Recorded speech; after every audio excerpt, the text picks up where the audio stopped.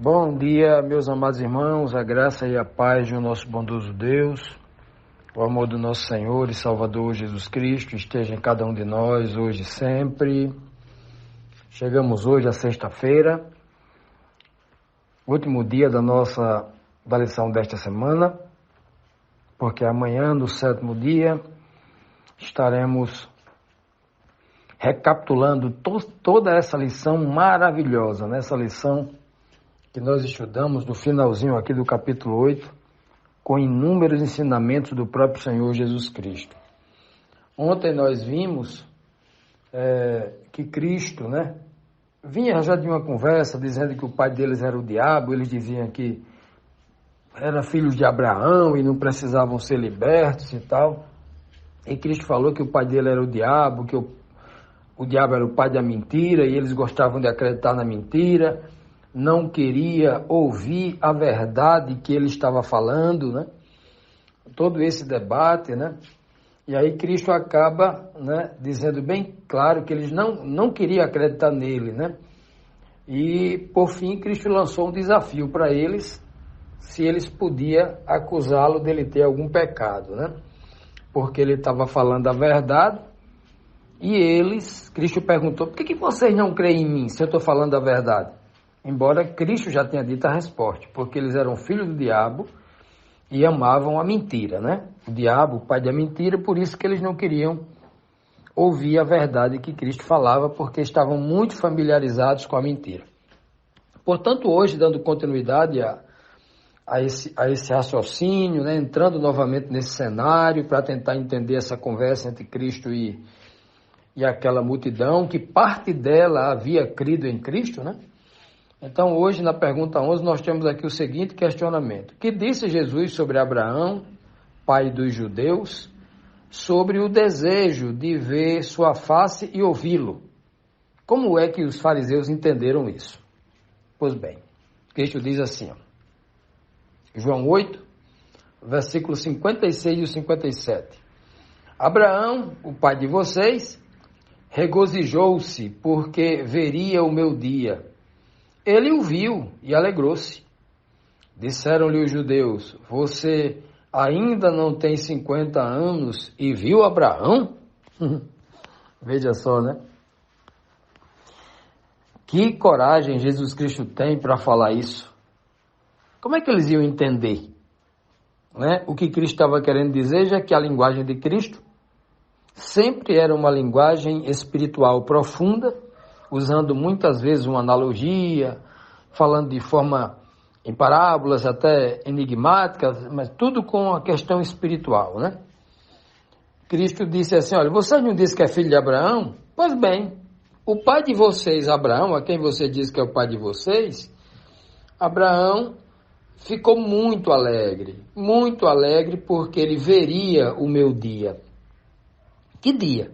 O dia do retorno de Cristo, voltando em glória do céu, porque Abraão será ressuscitado, se tiver morto, ainda, se não for ressuscitado ainda, ele irá ressuscitar por ocasião do retorno de Cristo, E ele viu o dia, o meu dia. Quando Cristo fala desse dia, ele poderia estar se referindo ao dia da sua morte, o dia da sua ressurreição, e o dia do seu retorno, que o contexto mais apropriado aqui seria o dia do seu retorno, o dia da sua glória, quando ele retornar em glória. O dia D, o grande dia que ele fala aqui, o grande dia de Deus, o grande dia de Jesus Cristo e tal, Pois bem, diz que ele viu esse dia e se alegrou, o dia dele, o dia de Cristo. Mas aí eles não entendiam assim, E diz assim, como é que Abraão viu o dia dele? Será que ele está dizendo aqui que ele viveu nos dias de Abraão? Eles não conseguiam enxergar que Cristo estava falando que Abraão viu pela fé aquele dia. Se eu me referir a este dia como o dia da grande redenção, da expiação, quando Cristo morre na cruz do Calvário e ressuscita, ele está falando da fé quando Abraão foi sacrificar o seu filho, lá, E ali viu que o Senhor proveu um cordeiro para morrer no lugar de Isaque, E pela fé, Abraão escuta ali, como você não negou o seu único filho, implicitamente o Senhor está dizendo, eu também não negarei o meu para vocês. Que coisa linda, né? Isso é lindíssimo aí. Cristo estava falando disso? Provavelmente, né? Mas eu sou obrigado a entender aqui que o dia, né? Cristo está falando aqui num dia de alegria, né? Um dia realmente de vida, de ressurreição ou no retorno de Cristo, que para mim é o mais provável. Mas tanto faz, qualquer um deles aqui está se referindo àquilo que Abraão viveu e ficou feliz por ver o Redentor fazendo a redenção, realizando a salvação. Então, Abraão viu pela fé. É óbvio que é pela fé. E a linguagem de Cristo sempre é essa linguagem da fé, uma linguagem espiritual, e não essa linguagem material, presa ao tempo, à coisa exterior, à coisa material, como eles entendiam tudo assim, né? Eles vão dizer, olha, estou vendo que você é jovem, você não tem nem 50 anos, como é que você diz que viu Abraão? Jesus não disse que tinha visto Abraão. Jesus disse que Abraão viu o seu dia. Aí eles já torceram aqui as palavras de Cristo, né? Como é que você disse que viu Abraão, né? Mas se Cristo dissesse, eu vi Abraão, ele não estava mentindo, estaria dizendo a verdade. Porque a Bíblia diz bem claramente que Abraão esteve com Elohim. O Elohim do Antigo Testamento, aqueles 3 varões com quem Abraão mandou preparar uma comida e fez uma refeição com eles, o filho estava ali na companhia de 2 anjos, né? Estavam na figura humana, né? Eles se apresentaram a Abraão numa figura humana, pareciam 3 varões, né? Diz o texto bíblico, né? E diz bem claro que ali era Elohim. Elohim. Muitas vezes o texto chama de o anjo de Elohim, o anjo de Yahvé, desculpe, o Elohim de Yahvé, o anjo de Yahvé, um Elohim, a quem Deus constituiu Elohim para o representar aqui na terra, né? Para resplandecer a glória de Deus aqui na terra. O anjo do Senhor que se apresenta a Moisés, o anjo do Senhor que se apresenta a Jacó, a Gideão, a Josué, a Manoá, né? a Daniel e a tantos outros, né? Aos 3 jovens na fornalha ardente e tantas outras servos de Deus que o anjo do Senhor, o mensageiro de Yahvé, né? Esteve aqui na terra. Então, se Cristo dissesse, eu vi Abraão, eu conversei com ele, deu a ordem para ele, disse a ele que Sara ia ter um filho, imagine se ele dissesse assim, hein? O que seria se Cristo falasse exatamente assim, quando estava na condição divina, antes de me esvaziar e vir como filho do homem, né? Foi eu quem apresentei, eu conheço Abraão, né? Eu conheço Abraão. Se Cristo dissesse isso, Abraão foi meu servo, eu dei ordem para ele. Já imaginou se Cristo dissesse isso? Né? Era muito difícil e com certeza eles procurariam matar Jesus Cristo se ele fizesse tal afirmação. Continuando, amados, vamos aqui para a 12ª pergunta, a última pergunta dessa lição, que diz assim, que resposta Jesus deu, né, causando indignação nos judeus a ponto de confirmarem que tinha um desejo homicida no seu coração. Cristo já tinha dito isso antes, né?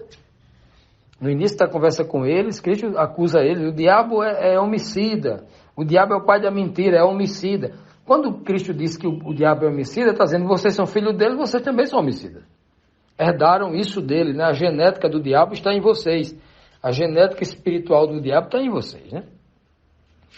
Então, com a resposta que Cristo, com essa resposta que a gente acabou de dar para ele, que tipo de indignação ocorreu no coração dos judeus, a ponto de eles se revelarem de vez o desejo homicida que havia no coração deles, né? Veja o que diz aqui os versículos 58 e 59. Respondeu Jesus, eles disseram assim, você não tem nem 50 anos e já viu Abraão, né? Aí Cristo responde para eles assim, ó. Respondeu Jesus, eu lhes afirmo que antes de Abraão nascer, eu sou, ou eu já existia. Que coisa, né? Cristo respondeu de forma direta o que eles perguntaram. Ó, veja que agora Cristo, ele não responde de forma indireta. ele responde de forma direta, né? E veja que esse termo eu sou aqui, muitas vezes utilizado nessas versões católicas para tentar forçar a barra, né? Veja que esse termo aqui, eu sou, foi utilizado com Moisés e não com Abraão. Não com Abraão. Então, o texto aqui, obviamente, deveria estar escrito antes que Abraão nascer, eu já existia, eu já era. Que é o texto aqui, né? E os críticos aqui do texto sempre questionam isso. Por que que ele vai dizer eu sou, se aqui ele vai apenas falar com Moisés lá na frente, né? De 600 a 800 anos depois de Abraão. Então, fica esse questionamento, né? Mas não vamos discutir esse detalhe gramatical da teologia, porque a mensagem aqui ela é óbvia. Cristo está querendo dizer uma coisa só. Ei, eu já existia antes de Abraão. Eu sou maior que Abraão. Eu sou mais velho que Abraão. Porque para eles lá, idade significava poder, significava status, significava hierarquia. Então, quando Cristo diz isso, vocês são filhos de Abraão. Se eu sou antes de Abraão, ou seja, se vocês é muito menor do que Abraão, imagine eu que sou muito maior do que Abraão. Era mais ou menos isso que ele estava dizendo. Eu lhes afirmo que antes de Abraão existir, eu já existia. Então, naquele momento, eles apanharam pedras para apedrejar Jesus, mas Jesus escondeu-se e saiu do templo. Aqui o termo está escondeu-se, né? Quando pegamos outras versões mais eruditas, vamos ver que Jesus desapareceu, ou seja, sumiu da vista deles, né? A Bíblia não detalha como, se Deus fez ele desaparecer. Mas provavelmente algo, com certeza, miraculoso, porque não havia chegado a hora de Cristo e o Pai o protegia. O Pai ocultava Jesus, obviamente, da vontade assassina que tinha aquele povo, né, influenciado pela liderança religiosa dos judeus, dos fariseus, dos doutores da lei, principalmente dos sacerdotes, os mais santos, né? A desgraça toda estava ali. Homens com espírito de ódio, de raiva, de morte, queria sangue, né? Estavam acostumados a derramar muito sangue de bodes e de bois, né? Viraram verdadeiros açougueiros e marchantes, agora queria derramar o sangue de Cristo. Homens viraram realmente terrível aquelas pessoas lá. Então, aqui foi claramente revelado aqui o que Cristo estava dizendo. Vocês são filhos do diabo, vocês têm um desejo assassino, vocês querem me matar. Aí lembra que no começo aqui do capítulo 8, final do capítulo 7 e no capítulo 8, a multidão pergunta, quem é que quer te matar aqui? Tá falando besteira aí, rapaz, você, quem é que tá querendo matar você aqui? Lembra que eles dizem isso? Pois bem, Cristo aqui acaba de provar que o desejo deles era matá-lo. O texto aqui, ó, imediatamente quando Cristo faz isso, todos eles pegaram em pedra para apedrejar, sem julgamento. Porque o apedrejamento, ele não ocorria assim. O sujeito contrariado pegou uma pedra, não. Para que houvesse apedrejamento, segundo a lei de Moisés, está lá escrito, a lei de Moisés não, a lei de Deus da Moisés, né? A lei era muito clara. Tinha que ter um julgamento justo. Inclusive, nós já estudamos aqui no final do capítulo 7, o mestre Nicodemos, o líder Nicodemos, disse assim, meus irmãos, porventura, a gente julga um dos nossos irmãos sem o devido julgamento justo, ou seja, sem o devido processo legal da justiça? Como é que a gente vai julgar alguém assim? Aqui não teve esse negócio, não. Eles estavam tão irados, tão cheios do espírito do diabo, que não teve esse negócio de julgamento. Eles pegaram logo em pedra. Pegaram em pedra para fazer o julgamento sumário deles. Não tem esse negócio de julgamento, não. Ali era na pedrada mesmo. E aí mostra claramente algo que vem acontecendo, que sempre aconteceu, né? E que muita gente não despertou ainda para meditar nisso.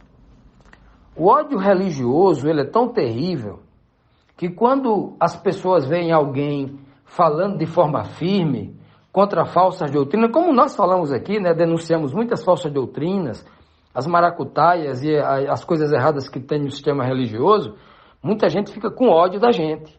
Mas fica com ódio, porque se pudesse pegar em pedra também, ou numa arma para nos eliminar, tirar a nossa vida, Fariam, porque eles nem conseguem enxergar que a religiosidade, ela causa esse tipo de cegueira. A religiosidade é do diabo.